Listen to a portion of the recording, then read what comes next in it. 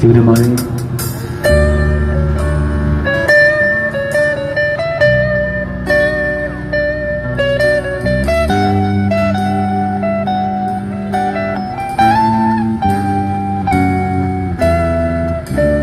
လူချင်နာရီကနာလီတော့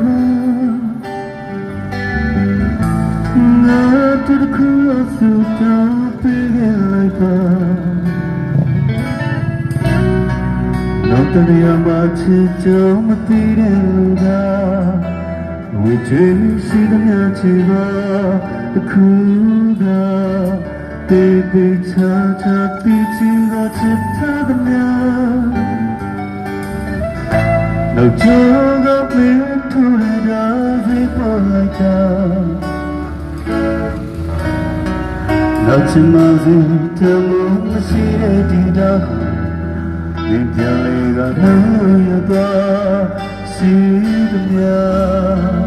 ကိုပေါ်ယူမိမှုရဲ့ကိုယ်စုံကထွက်ပေါ်ပါ